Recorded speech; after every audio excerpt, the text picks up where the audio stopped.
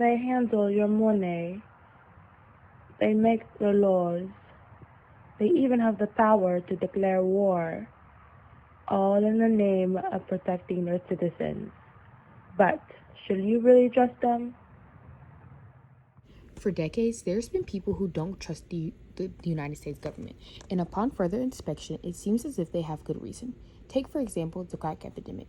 The crack epidemic ran rampant throughout major cities and was particularly devastating to the Black and Latinx community.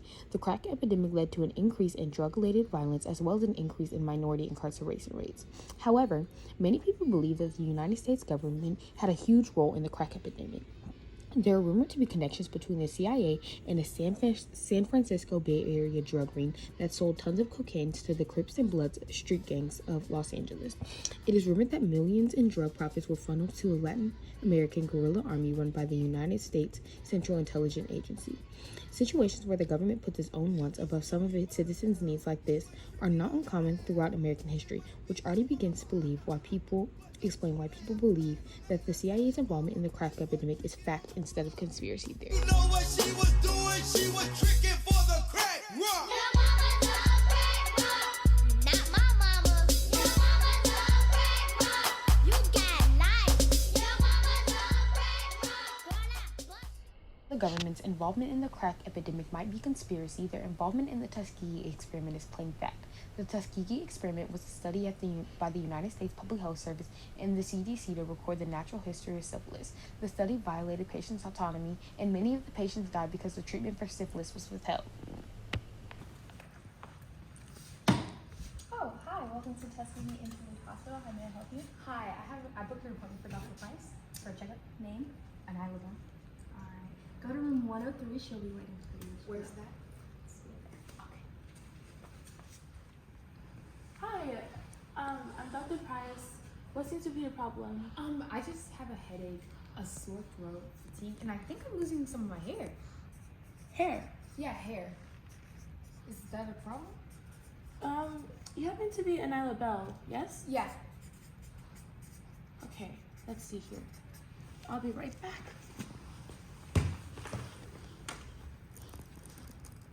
Oh boy. See, it's just a common cold. Oh, okay. It's just a common cold. It's something you should be worried about at all, but I just want to make sure that it is the common cold and not anything else. So I'm just gonna run a few tests, if that's okay with you. Yeah, I just need perfect. a blood sample really quick. Thanks so much. I feel like my doctors at my last hospital afraid of needles. Sorry, I'm They sorry. didn't It's take me okay. seriously, like, at all. No, but see, here at Tuskegee Interlude Hospital, we take all our patients, seriously. Okay, I got you. I got the blood sample. I will be right back, and I will take a sample and tell you if everything's okay. Thank you so much. Nurse Spencer, you cannot believe what I just discovered.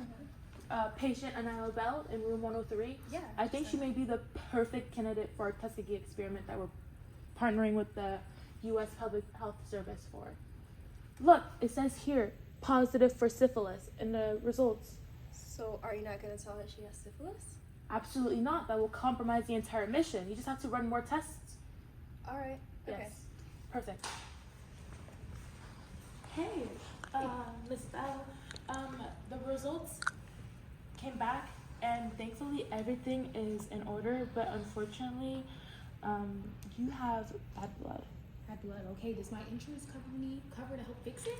Okay, typically it would, but for this case, it will not. But do not worry. We are currently doing this research where you can join, and it will completely cover your checkups, your burial insurance, and you will get free meals. Burial insurance. I don't understand it either, trust me. It's for extra precautions. It really shouldn't, nothing to worry about. Okay, great. Okay, So where perfect. can I join? You would like to join? Yes, I would. Okay, I will get you the form automatically. Go. Thank you so much. We're gathered here today to celebrate the life of Nyla. She was taken from us too soon, all because of the U.S. government. They knew she had syphilis and they didn't tell her. She could have gotten treatment, but instead they treated her like a lab rat. The government is to blame for Nyla's death.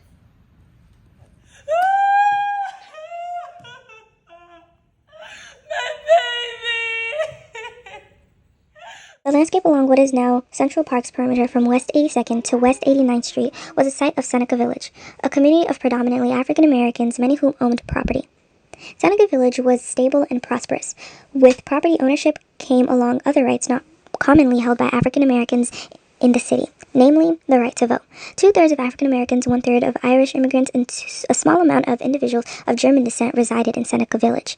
This was one of the few enclaves at the time that allowed these residents to escape from the unhealthy conditions and racial discrimination in the more built-up sections of downtown Manhattan.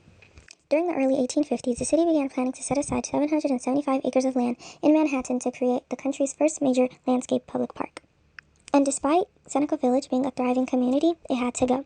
The city acquired the land through eminent domain, which was the law that allowed the government to take private land from public use with compensation paid to the landowners. This was a common practice in the 19th century, which displaced thousands of inhabitants. By 1857, however, the entire area had been razed to the ground and homes and churches were demolished. The people were scattered. Seneca Village did not fall to some natural disaster or even the ubiquitous mob of angry whites that showed up. And by doing this removed the voices of a whole community in the government when it came to voting on the behalf of the community. Throughout the years, the government has exhibited a clear lack of empathy towards its citizens. They'll run tests on you with no regard for what happens to you. They'll evict you from your home like it's nothing. If the government will treat one of their own like scum shortly after their husband's death, how do you think they'll treat you? So the next time you think to yourself, the government wouldn't do that, yes, they would.